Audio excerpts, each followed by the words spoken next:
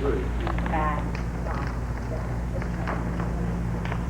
She's still a little teacher. She's gonna get me turning yet. step forward with your left foot. So we're just left foot. 1, 2, 3, back, side, together. That's it. One more time. And 1, 2, 3, back, side, together. Do it one forward. And you know, actually, if you're just doing a basic, you can do that turn just from a basic. So if you're doing, do a box, box, box, and now 1, 2, 3. Well, at the end of any box you can do it, kick. At the end of any box. Let's try that at the end of the box. 2, 3, 1. Hey, let's try that at the end. We're going to do a box first. 1, 2, 3, 1, 2. Not yet. When you're backing up, do you do a regular underarm turn this? And 1, 2, 3, under the arm. 1. Do you do that? Mm-hmm. Okay. See, you notice when you step back with your right foot, that's when you lead it, correct? That is the same. Let me do it with you. Do a complete. You do a box and a half. 1, 2. Not yet. Step forward side together. 1, 2, stop. When you're stepping back with your right foot, that's when you're going to turn. 1, 2, 3. Oh, it's a box and a half. Yeah. 2, 3, 1. Not yet. You see that back? Yeah. Finish the forward. So you're going to go forward, side, All together. right, wait, watch me now. Wait to see if I'm doing it. 1, 2, 3. 1, 2, 3. Now come back. No, do another half a box. 1, 2, together. Now you're, okay, wait, don't move yet. Change weight to your right foot is straighter and your left foot is straighter. Now we're ready. As you're stepping back, we're You just changed weight now. Yes, ma'am. Ready? And together. Now step up. Now step forward with your left foot. No, let me do that now. Let's go. And back. Now step to the side. Wait. And to the side. Not yet. And have a box. 1, 2, 3. Now we're going to step back. Back, side, together. Now Come on, finish it. 1, 2, 3. Finish it. Let's finish it. And together. Okay. So when you step back, you're doing that right, but you're turning this way, and you need to turn this way. So when you Side. Get one, then she turned. right, but the thing is, what you're doing, you know, when you're doing the box, you're turning to the left, right? Well, I was going, yeah, I could put it in place. Okay. Now, watch. From this left turn, that's how I turn. I just keep turning to the left. Okay, we're going to study. Now do the box in a circle, huh? 1, 2, and just keep turning it. Don't change anything. Then Keep 1, turning. 2, Keep 3. turning. 1, 2, 3. See, because And forward. right forward. Forward. 2, 3. Okay. So you try that together. 1, 2, 3. 1, 2, 3. 1, 2, 3. 1, 2, 3. Hey, we got it! I didn't feel right. The only thing and that's what keeps it flowing. So if you're doing, when you turned her, you just stood there like this. And what you see, yeah, she stood still. Right. And we have to make you work a little bit more. So 1, 2, 3. See how I turn left? And then Just blows right into it. Just keep turning. yeah. Now try. And 1, 2, okay, 3. just keep doing the box. Don't change anything. Just keep doing the box.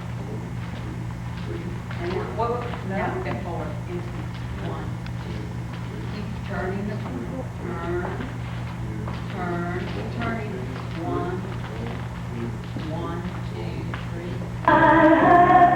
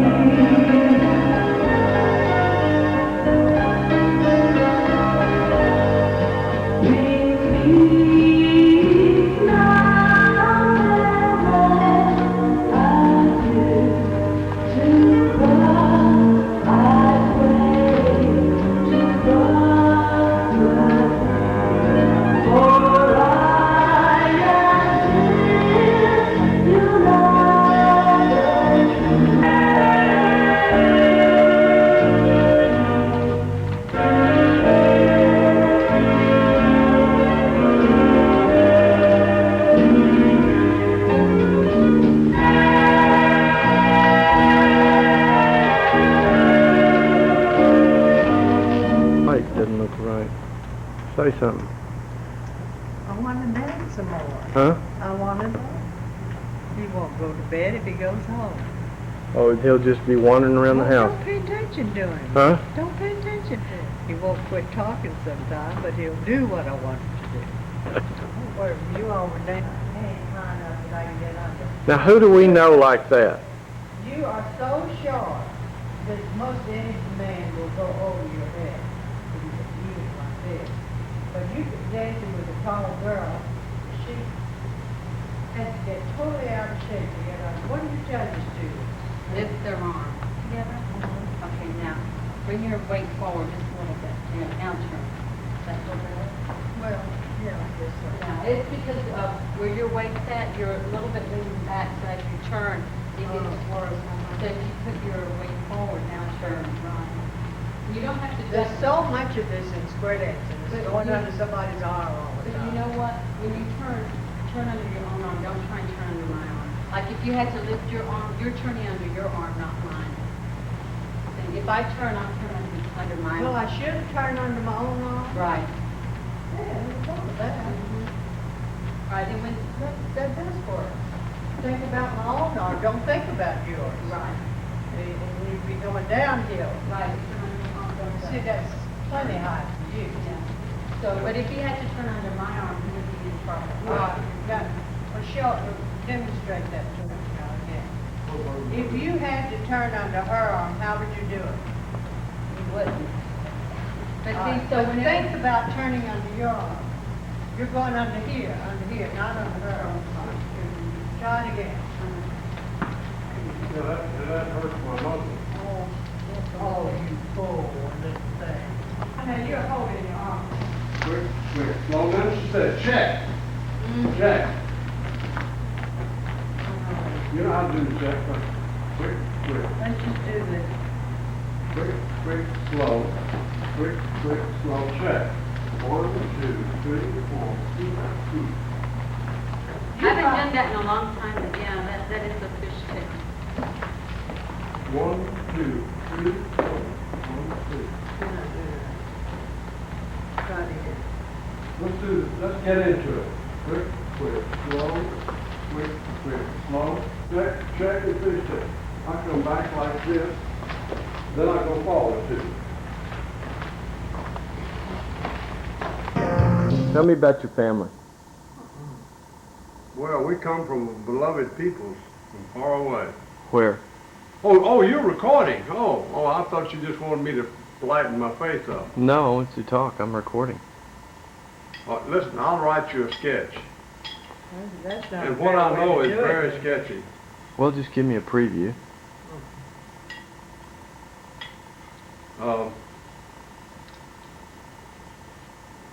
Well, let me see. Yeah, you tell me about your mother. I don't know too much, but I have a few things to mention. My mother was born in Temple, Texas. And her name was Burton. I don't remember my grandfather's name or my grandmother's name. But my mother used to say that on her mother's side, there was a concert pianist in New York City of some fame, and that there's some French blood in her family tree, but she didn't give me any of the details. The lady that was a pianist, was that her sister? Huh? The lady that was a pianist, was that her sister? No, the concert pianist was some kinfolk in New York City. No, somebody's kin to her, and it had a French extraction. So there's some French blood. Well, how did your mother get to Texas? Or how did her I family? don't know. I don't know how she got. Well, she got to Texas because her mom and daddy got to Texas. But you don't know why they came I to don't Texas? know why they came. And he was a general merchant. And on the side, he tried to invent things. And he came up with a product called Vapor Rub, which is almost exactly like Vicks Vapor Rub now. Now, he called it Rub Inhale, and started selling it and making money out of it. And then the Vicks company procured a patent that he had neglected through lack of education, probably. to get a patent. And they ran him out of business, and he was inclined to drink too much, and he'd have migraine headaches, and he loved flowers and trees. He had a wonderful orchard in the back of his house. I said at Temple, he grew up in Sherman, Texas. Who did? The Burtons, my mother's father and mother. So were in Sherman, Texas. Not North Temple. Texas. Not Temple at all? Not Temple. I was mistaken. And one interesting thing that I heard often from my mother was that these horrible migraine headaches that my grandfather, maternal grandfather had, was suddenly, they found an antidote. Aspirin came out. Their aspirin. And it worked. And it was a revolution in my grandfather's life. Now, my mother graduated from what's called Kid Key College, which was a very famous musical college to learn to play the piano. Where And is she it? became an accomplished pianist. Where is the college? It's in Sherman, Texas. Still there? Still, I don't know. Oh, And but my grandfather became almost bankrupt, and so she decided she'd go out and get a job someplace. So she ended up in Montgomery, Texas, as a governess. She was about 21 years old, a governess to a rich family down there. And You know the name of the family? and she met my father, and he was engaged to be married to who is now my stepmother. But when my father looked at my mother, he fell in love instantly, broke off the engagement with my stepmother, and promptly married my mother, and lived with her for 12 unhappy years. And then they got a divorce, and the court awarded me custody of me to my mother, and we went to a little town near Austin. Lived a year, and then I begged my father to take me, and I went back to Houston where he had gone, and that changed my whole life, because I then went to Rice and so forth. Met Lyndon Johnson and so forth. That's the end of that story. But now, I'll write it up in detail for you. Yeah, but why did you want to leave and go to Houston? Well, my mother was starving to death. She could hardly make a living. What was your dad She was doing? trying to teach music, and What was your dad doing? he got a drugstore in Houston. Oh, so you went and worked in the drugstore? He left, when my mother and father divorced, he lost everything, really. He owed a lot of money, and the divorce messed everything up, and he moved to Houston and started a drugstore in Houston, out in a section of town where everybody was black. 1612 Houston Avenue. Still there? And did real well until the Depression came, and he went bankrupt, like a lot of other people. And I'll write it. But he kept the drugstore, though, didn't he? No, he had to start over again. Oh, I He lost see. everything. So where did you meet Lyndon Johnson? In high school, when I was a senior in high school, I took a course in debating. Public speaking, it was called. And Lyndon Johnson was the teacher. He had just come. He was 5 years older than I was. I was 16 and he was 21. And he had been teaching in a little country school someplace. Catula, I think. Catula, yes. And Came to Houston? came to Houston, and that's where I met him and got acquainted with him, and I got on his debating team, and one thing led to another, and so forth. That's how you became friends with him? Yeah. Y'all won some championships. We won every contest we were ever in, all the way until the state finals. And then we got whipped Where was that? in Austin. In Austin? And Lyndon got on the floor and wept.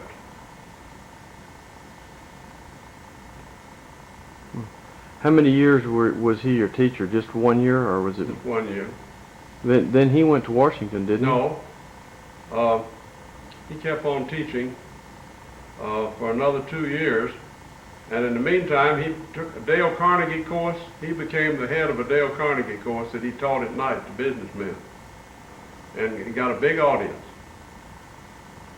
That may be where he Dale learned. Carnegie was his hero, Maybe Carnegie's one of the people that made him such a good politician. undoubtedly. The whole concept, the whole Carnegie concept. And Well, after his- what did you do after that high school? After the I two? went to Rice for 2 years. Oh, for 2 years? You know, while he was teaching, still teaching in his Dale Carnegie course and his regular courses at high school, Sam Houston High School.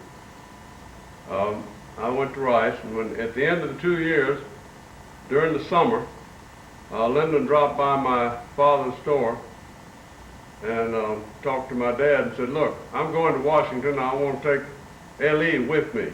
That was what they called me then, L.E. Mm-hmm.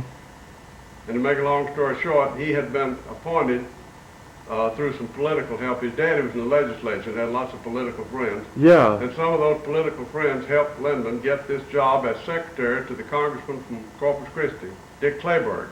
He was like his administrative assistant. No, he was secretary. Okay. That's what they called him.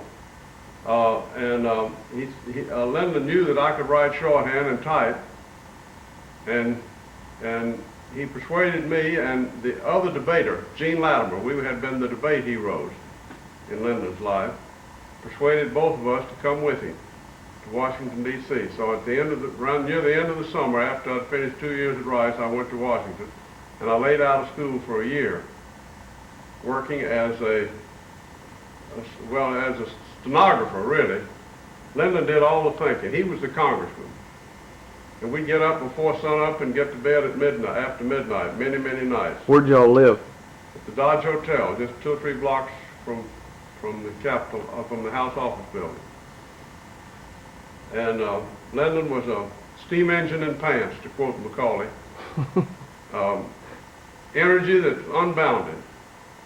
He had occasional affairs that he talked about for 2 or 3 minutes. But sex didn't interest him. The only thing that interested him was power. Unmitigated, undiluted, unadulterated power.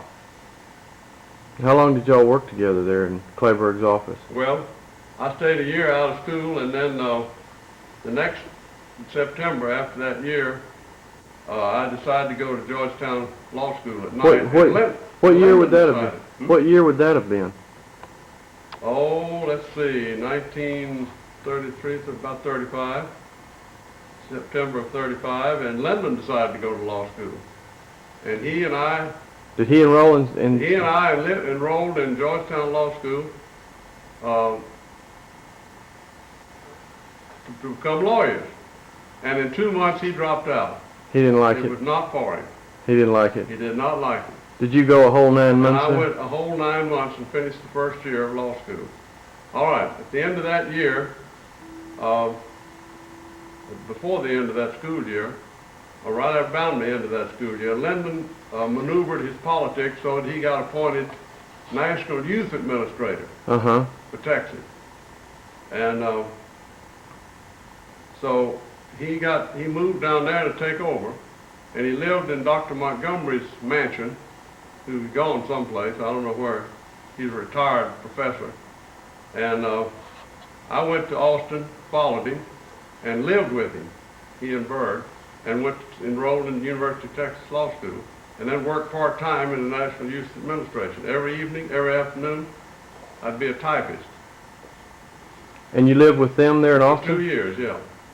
In their garage apartment? No, hell no, I had my own, it was a big mansion. I had a big living room. I mean, a big bedroom. He had a big mansion? Well, for that area, yeah. Dr. Montgomery's home overlooking it's sort of a semi-hilly area. Yes. Overlooking a beautiful area, lots of flowers and trees, and I don't know how Lyndon lucked into it. Some lobbyists, I think, helped him get it.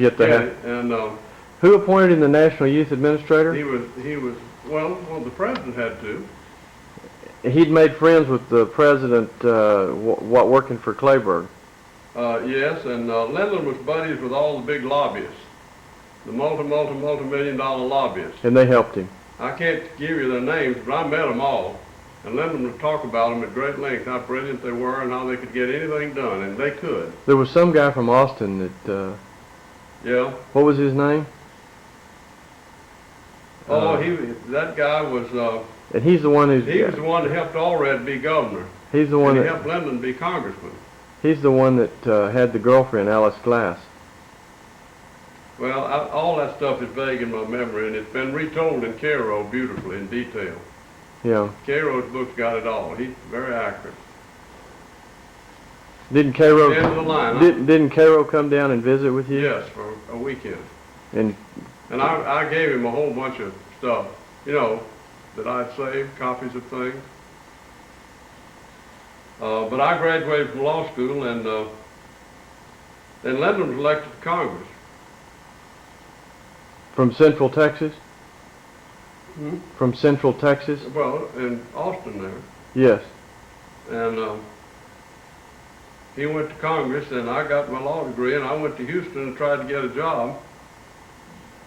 Houston. And I went to Houston where I lived, and I went around several law firms, and the best I could get was $75 a month. Your dad was still had the drugstore, didn't he? Yeah. Best I could get was $75 a month. So I was really desperate for something to do, and I got on the phone and I talked to Lyndon Johnson, who was now congressman, and he says, well, come on up and we'll get you a job.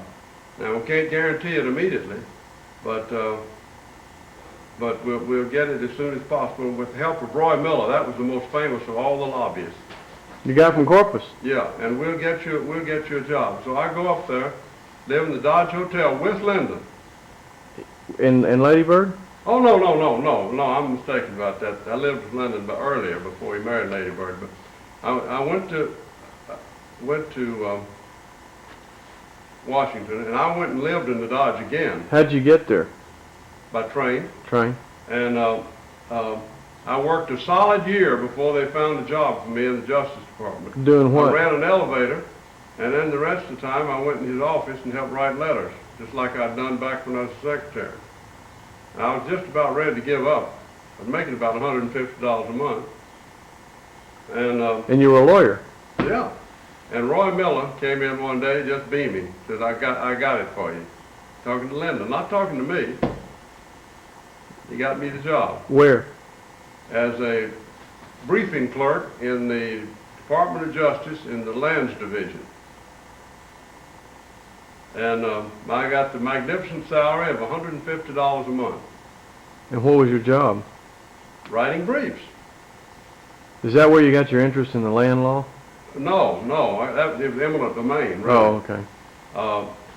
That's where I got my interest in brief writing, though, because I came in contact with the brilliant, I was about the dumbest lawyer in the whole Justice Department. Most of the guys had Phi Beta Kappas from Harvard and other places, and about 3/4 of them were Jewish boys who worked like madmen. And So how long did you work there in the... I worked there about 1 year, and then I went with Alvin Wirtz, came up to be Secretary of Interior. Not Secretary, but Undersecretary of Interior from Austin. And I became his assistant for a few months. And while I was working for him by accident, one of the men I had known in the Justice Department who liked me, one of the briefers who liked me, Yes. had been a clerk for Justice Butler on the United States Supreme Court. And one day he came in and said, look, since you write shorthand and type, and you've had this experience with the Justice Department, which makes it look like you're smart, he's real like that. Mhm. And he said, I'll recommend you to Justice Butler, and I think he'll hire you. Wow. And he did, and I was hired. How long did you... I stayed there about 13 months. For Butler? Yeah, You were his briefing clerk? yeah. And then I went back to the Department of Justice and stayed a little while, and they transferred me to Texas. The Lands Division that I was in sent me to Texas to help condemn bases for at the naval base Mm-hmm. at Corpus Christi. Yes. We had about 30 outlying flying fields. They all had to be condemned. Why? Oh, to teach the pilots? Well, yeah, outlying fields. These planes were flying in and out, you know. And that occupied me until I got drafted, and about a year later, World War II was going on, and I tried to get a commission, and I couldn't get one because my eyesight was my visual acuity was 2400. They wouldn't give you one? They wouldn't give me a commission, so they drafted me as a buck private. And I got married before I got drafted. I knew I was going to get drafted, but I married Helen, my beloved wife, in June of 1942, and the fall of 1942, I was in Kelly Field taking basic training, air transport in the Air Force. You were in the Air Force? In the Air Force. Yeah, you wanted to be a pilot, right? No. I was doing what I had to do. I had to take basic training, and they almost killed me. I was 28 years old. Most of the men in there were 18 and 19 and 20. The first day we were there, we took a 5-mile hike, and it almost killed me. But anyway, I got through it, and passed. And very rapidly, after we finished, my entire squadron, except me, was transferred over to Europe and participated in the Battle of the Bulge, and every one of them was killed. But I got pulled out because I could write shorthand. Some big shot in Washington, D.C. wanted a male stenographer. And I was transferred to Washington, D.C. to be his male stenographer. Who was that? Who was that person? I've forgotten his name. Was it like a general or something? Yeah. Some big shot. And I stayed there not very long, and then got transferred to New York City to the Air Transport Command. Where you were in school? No, let's see. Didn't I go down? Ypsilanti? Didn't I go down to, Ypsilanti? Yeah. No, you went to Brownsville. When did I go to Ypsilanti? Well, we had Grant. Stop this, let me get my memory. We wandered around quite a lot. I did some time in Ypsilanti. Well, we were in New York while I was pregnant. Yeah, I worked in New York City, Wall Street, And I Bank of came home and Manhattan had a building. baby, and you Meantime, I started I became an officer. I was a warrant officer, and then I went to the University of Michigan to take special courses. Ypsilanti. I had Grant then. He was about 2 years old. Yeah. And that's where I think Luther came into this world. No, I had gone home. War was over. You were pregnant, weren't you? Well. Then I got out soon after Ypsilanti.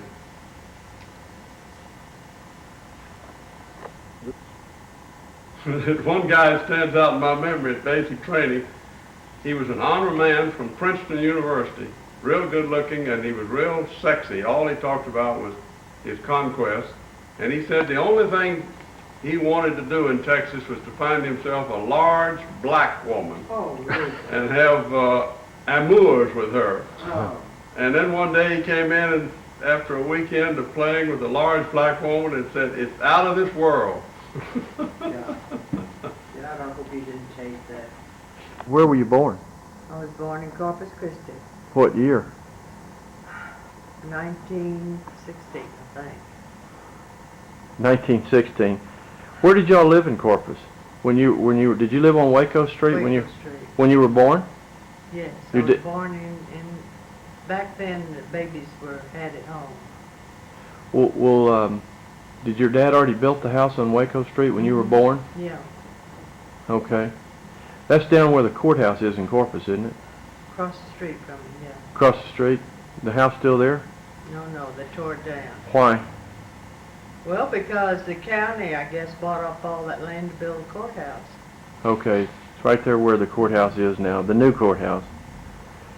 Did you have a horse when you were growing up? Had a horse right on Waco Street. So you had a stable there? Well, we owned the lot all the way through the block. We had the stable in the back, on the back of the block. Now, back then, the downtown area was undeveloped, wasn't it? No, there was a downtown. Did you ride your horse around the downtown Rode area? downtown to take my dancing lessons. Oh, you took dancing lessons? Yes. What kind of dancing lessons? Ballet and tap and all that stuff. I see. Same thing James. Well, they had cars back then. Did your daddy have a car? Oh yeah, we had a car.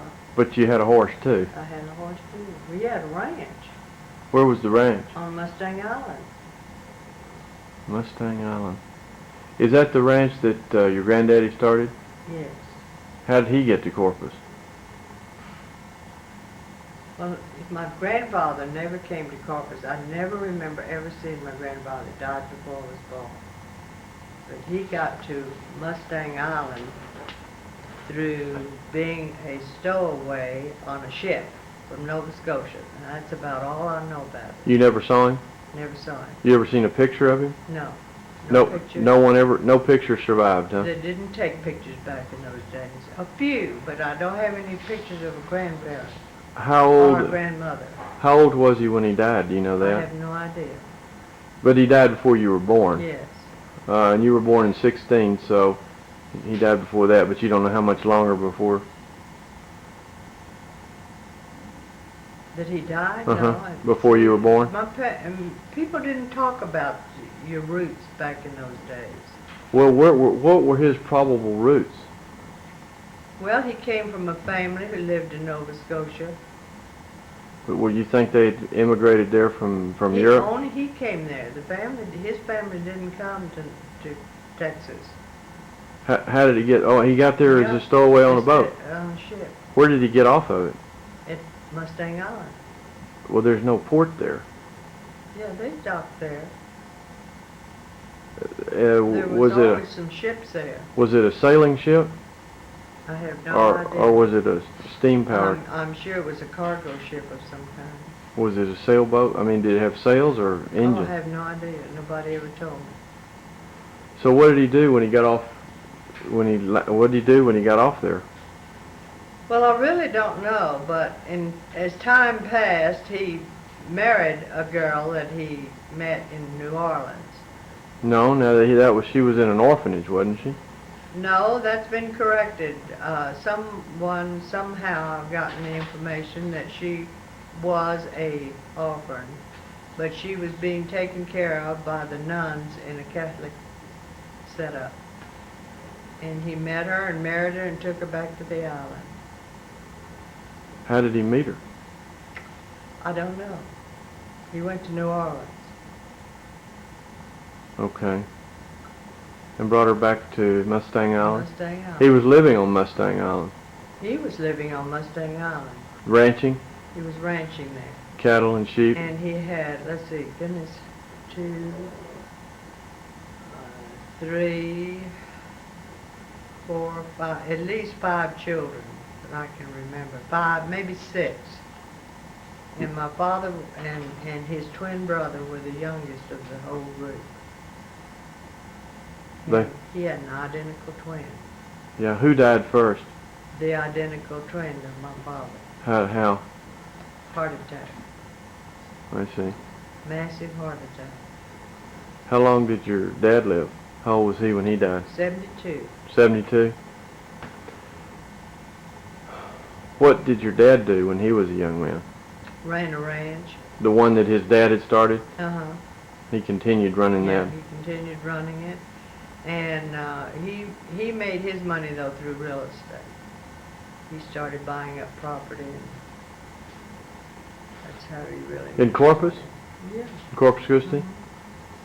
Yeah, he had some buildings or something. Buildings, that, ran off of buildings. Had one on Chaparral, which is the main street in Corpus. There used to be, not anymore. And then he had one on Leopard Street. Where was your mother from? Now, I don't know anything about my mother's background. Nothing. Nothing. Well, Isn't that awful? but your dad met her in Corpus? Yeah, on a ranch someplace. There was some sort of social gathering where he met Mother on a ranch. In the Corpus area? Yeah. And I don't know what ranch it was. now she lived to be how old? Mother was about, I think, my memory is she was about 87 when she died. And she was healthy right up to the day she Oh, died, yeah. wasn't she? Yeah, active. She worked in the yard and Yeah, yeah. And she was real active in church work, wasn't she? very active. She was a bigwig in the Presbyterian Church. She went every time the doors were unlocked. And well, she lived there on Del Mar, didn't she? Well, the first home was on Waco Street, and the reason they gave up that home and moved to Del Mar was that there was no zoning in the city, and the business was growing up around his home, and Daddy wanted to get out of there. And so Delmar Addition was one of the newer additions in Corpus, and they just went over there and found the house that someone had built. No one had lived in it. It was built for sale. Oh, it was a brand new house, It huh? was brand new. No one had ever lived in it. Now you had, And that's where my mother stayed till she died. And Daddy too. yeah. You had brothers and sisters? I have one brother and one sister, And both of them, and they're both deceased. Zatella was your sister's name. To Yeah. tell them. How old did she live to? She was 81, I think, when she died. I've got all this written down. And how about my J- memory on How about your brother Jack? Jack died 2 years ago. Wasn't it about 2 years ago? About 91? He was about 91, wasn't he, Helen? Oh, you asking his age? No, the year. I think it was 90 or 91, 2 years ago. And how old was he? Jack had just turned 90. Yeah.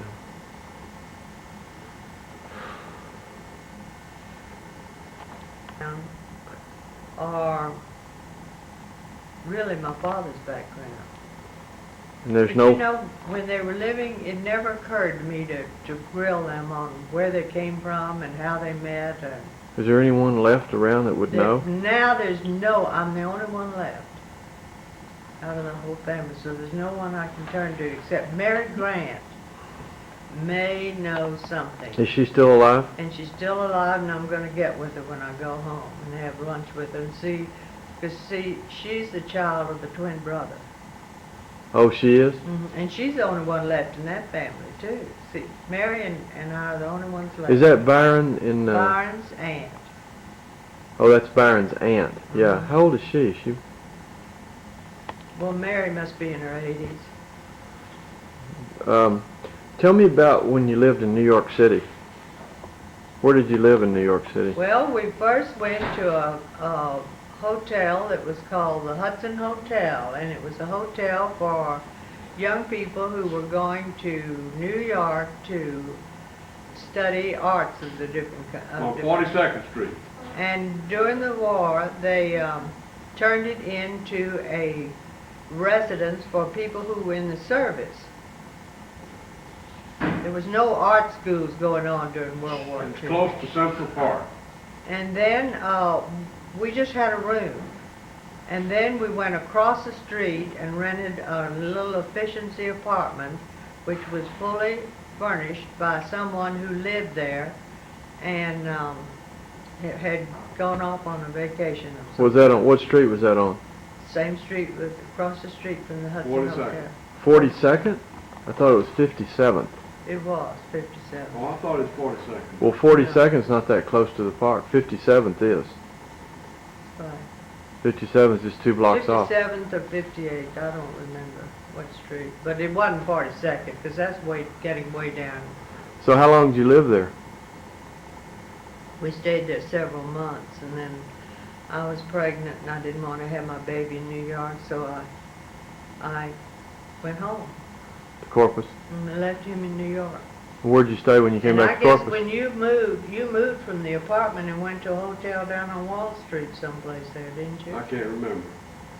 Well, So then, why don't you go sit over there, take a couple of those pillows and go sit over there next to me. Well then, where did you go when you got back to Corpus? Where'd you live? in my house. You were with your mother and dad? No, in my own house that I'm living in right now. Oh, the one at 338 Laurel Drive? Yeah. Yeah, your dad built that house, didn't he? No, my brother built it. Oh yeah, your brother built it. That's right. So then when did that that was in 1943, right? When was Grant born? 1943, I believe. Okay. And then you went back and joined Daddy where? Warner Robin. No, in Brownsville. In Brownsville? He was transferred to Brownsville, of all places.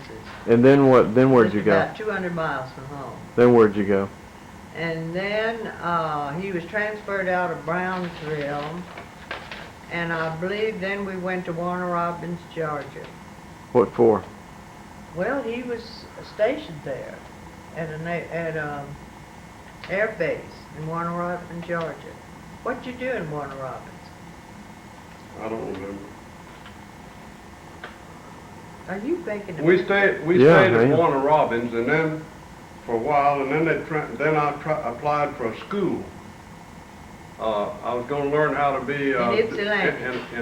in international law. They were thinking about going to transfer me to Europe because I was a lawyer. Yes. And we went to Ypsilanti, Michigan, University of Michigan, and I took a 4 or 5 month course, and she went with me. Helen went with me. We stayed there for about 4 months, and then they transferred me back to Washington, D.C. Was it at the law school there at, Yes. at University of Michigan? Yes, Yeah. and then they transferred me, And and then I had Grant then, about 2 years old. He was with you? He was with me, took Okay. the baby. And we had a room there with a little efficiency of kitchen. At the school? Yeah. No, in a residence. Uh-huh. And, let's see, after we left there. I forgot well, I know where we went. We were transferred to Washington, D.C. temporarily, and then we were mustered out. That was the end, War huh? ended. Well, now, wait a minute, I didn't go back to Washington, D.C. I know, but I did. You went home. I went home with the I think you were baby. pregnant with I Luther. was pregnant with Luther, and I went home. What did you do when you went back to Washington? We were Right. getting ready to be shipped over to Europe, and then the war ended. For before they what? shipped me. What were they shipping you for? Oh, so I could be in charge of a group of people helping with, there's going to be a lot of troops over in Europe settling things after the war was over. Were you an officer then? Yes, I was a first lieutenant. Where'd you get to be an officer? Because you went in as a private. Well, I first got You got appointed a a warrant warrant. officer when I was down in Brownsville, and then I got my first lieutenancy after I went to that University of Michigan. They gave me a first lieutenancy. I see. And I was ready for a captaincy, but I was mustered out. War ended. 1945. At least the war in Europe ended. 1946 is when I was mustered out. Probably the first few months of 1940. 46, yeah. And I sure was glad to get home, but I didn't know what the hell I was going to do when I got home, and we almost starved, didn't we, Helen? Was your dad still alive then?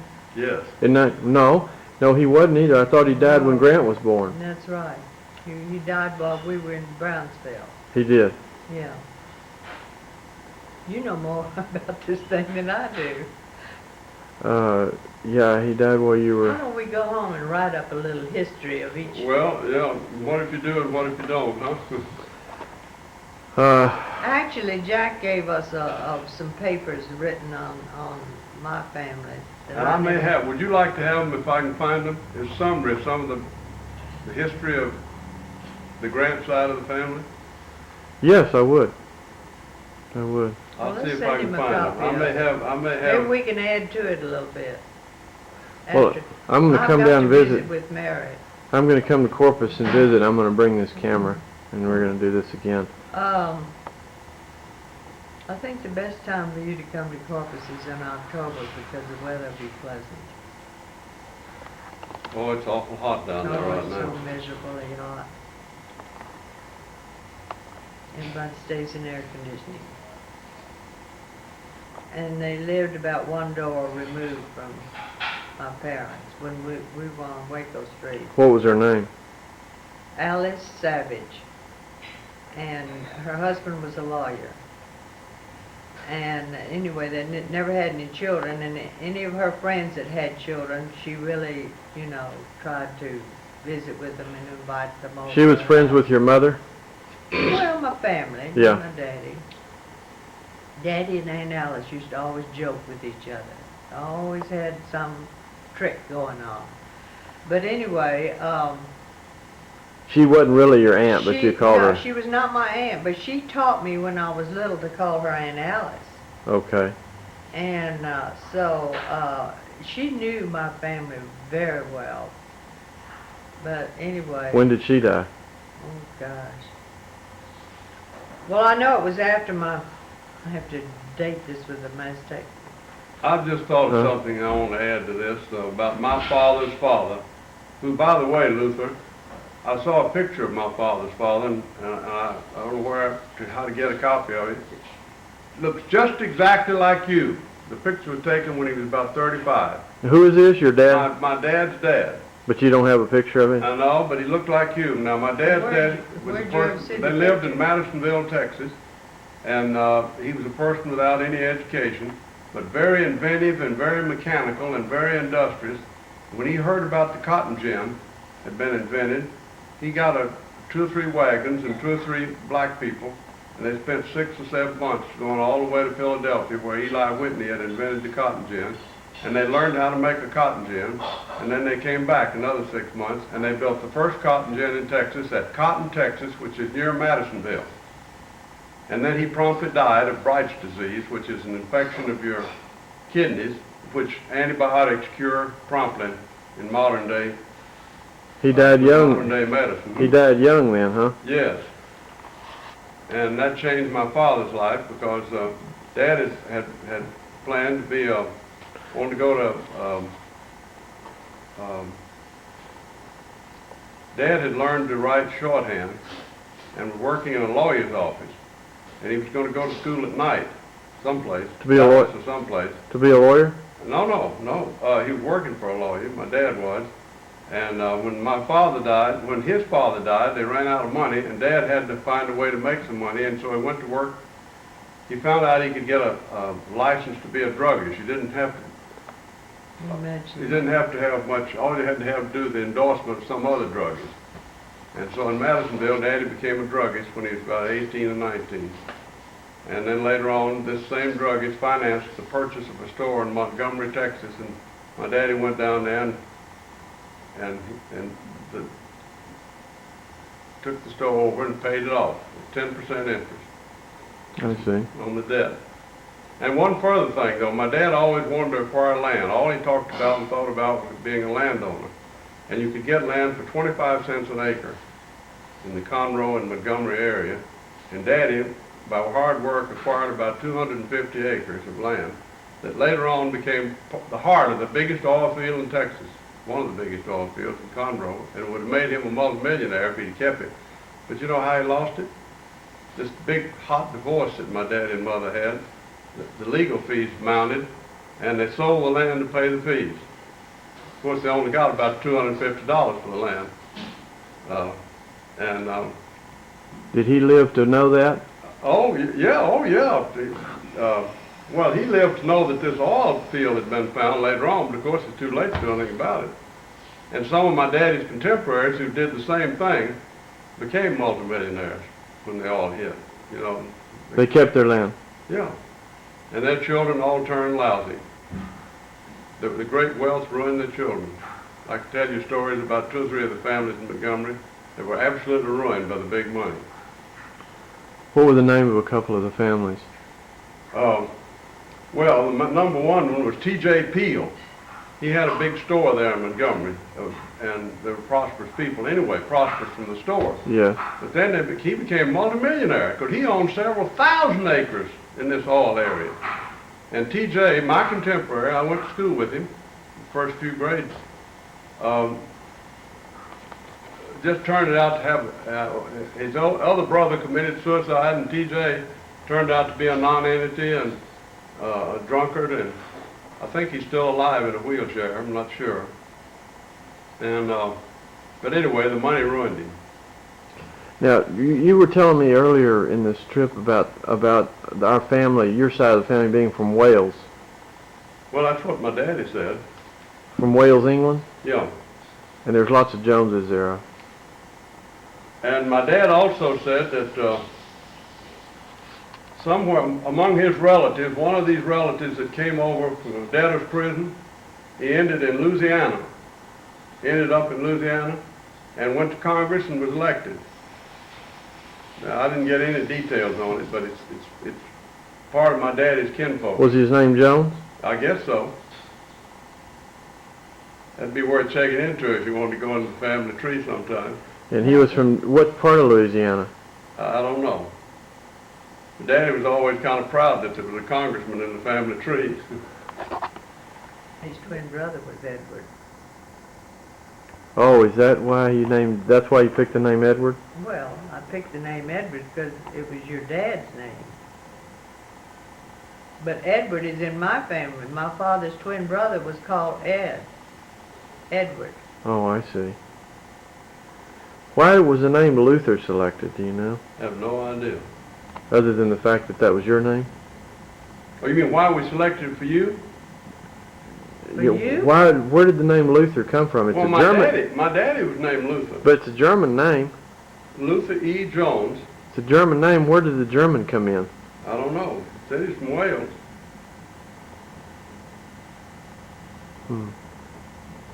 Talking to Jack, Yeah, we never did do it. never got it done. Yeah, see, we should have come down there and talked to him with a camera just like this, and he could have told us a lot of things, But couldn't the he? only thing was, it would have been hard to get him away from Ruth. I don't think Ruth would have let you talk to him. She would just take She over. was so jealous. All the way to the grave, huh? She liked you, but boy, she was so belligerent.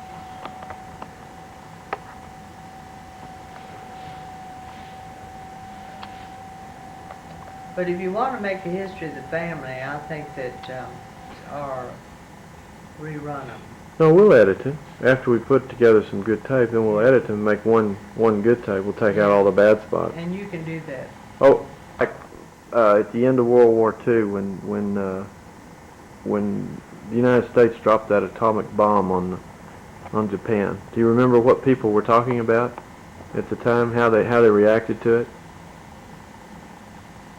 Well, Because that was the first the time a nuclear. impression I got, see, How did you react? Because you didn't know anything about it. The fear that was in the minds of all young people was that the Japanese, in order to be conquered, that it was going to cost millions of lives of America. Nobody doubted we could beat them, ultimately. But everybody was fearful that we would lose millions of people, men. And so there was a great feeling of relief when the atom bomb was dropped, because that meant that there would not be this horrible life of loss that everybody assumed. But how did people react to the news of such a tremendous Well, Oh, explosion? wonderful, wonderful relief. Wonderful, My but God, that no one knew. millions of boys won't have to go die now. Well, I Oh, know. universal relief. No But- one knew how massive it was for a long time. What do you mean they didn't know? They didn't know how powerful How that. devastating that Oh, bomb was. they did. The news didn't. There were Okay. pictures. There were pictures on there were movies made. Mother, Well, how? later. But you mean like just in the They couldn't days? get in there to make pictures. In the days right afterwards, you really didn't know how terrible this thing Well, was. but the papers had headlines about millions killed, and everybody, including myself, was, my God, this is wonderful. Well, it wasn't millions killed. It was. I think the town had like 70,000 people in it or something. And we were all thanking God. We gave God the credit.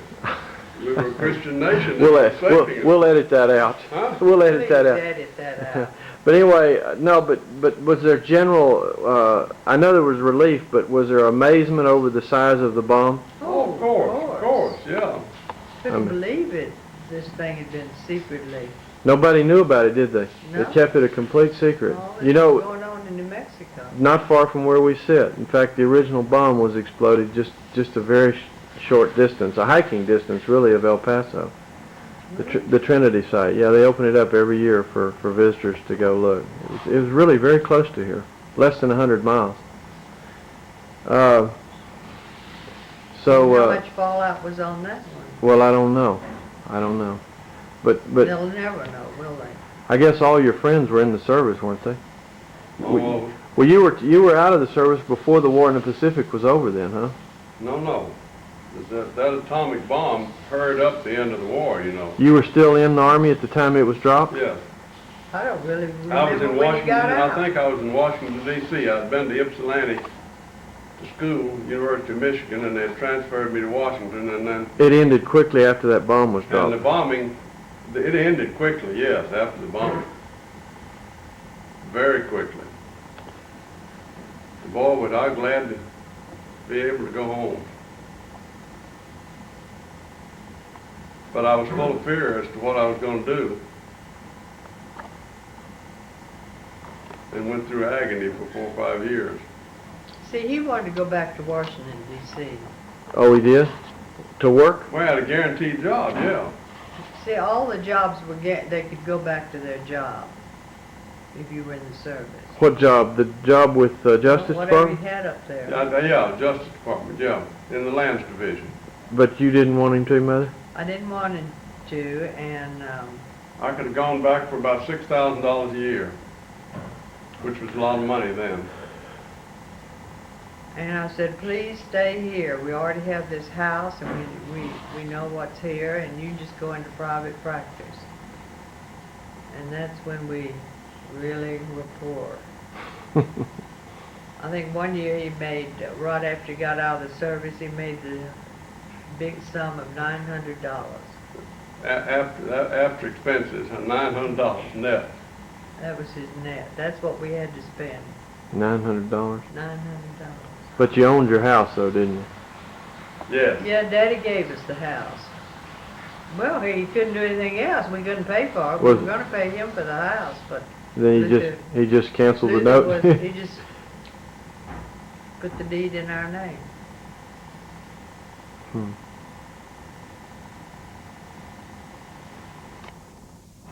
Lifetime, there have been several wars, but among others, the Great Wars. The Great World War I, that was, I was born in 1914. World War I, 1914, World War I started a few months later after I was born, therefore my birth caused World War I. Okay. That's post hoc ergo propter hoc. Yeah. And then World War II, and then all sorts Then of the getting Korean ready for War. war in between. Grant got into Korea. This has caused a lot of the prosperity we've had. Listen, war and prosperity are hand in hand. Getting ready for war is the finest thing that can happen to a country. People go to work, they make high incomes, they build homes, they buy cars, they send their kids to school. I think we're headed for a big depression because I don't think we're going to have any big wars anytime soon. Doesn't look like it. And so, in my mind, I'm thinking of a big monumental depression. And I'm also thinking of everybody who has a gun going out and shooting somebody, especially the well-educated people who are not religious. The agony of being without money is going to be unbearable. You may be right about that. there, and He- when the weather's bad, they didn't go to school.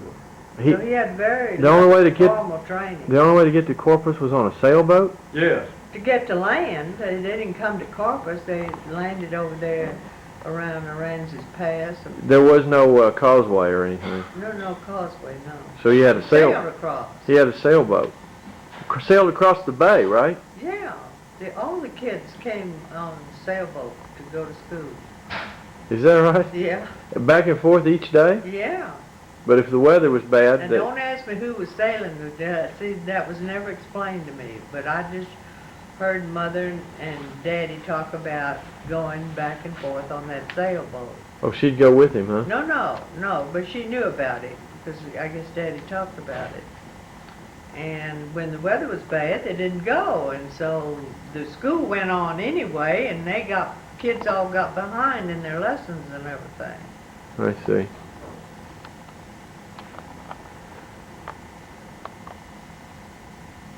But apparently this grandmother of the Catholic Church, Oh, she had been an orphan and the nuns were taking care of her. and she had some She education. must have had some education. And she lived out there on the island too. Yeah. Do you know how long she lived? No, I don't know when she died. But was it? See, I never knew a grandparent. Was it before you were born? Oh yes, It was- they all died before I was born. Do you have a picture of her? No, Not a single picture. not a single picture. Now, Do you there think- may have been a picture in Jack's Pi- collection, and I'm glad you mentioned that because his estate hasn't been closed out, and I maybe can buy those pictures. Who would want them? Yeah, but let me ask Give you, them to- do you think Alice might have a picture? You mean Mary? Mary, of your mother and dad? She might. No, excuse me, your grandmother and granddad. She might. Because you could take a picture and have a picture made Oh, of I the... know. Would I you do know. that? Yeah. If I'll she's... ask her. Why don't you call out there and ask that lady if there's any pictures of your I'll tell you what grandmother? I'd like to do, if you're really interested in this, and Mary's still living, when you come down there, let's just go out and have lunch with Mary Take this camera. and take the camera, because cameras make you kind of nervous. Why? It's Well, I'm not used to, I don't know. There's nobody here. I don't know what kind of print you're making of me. well, you're going to see it here in just a minute. I'm going to play it. Well, if I don't like it, will you erase it? Yeah.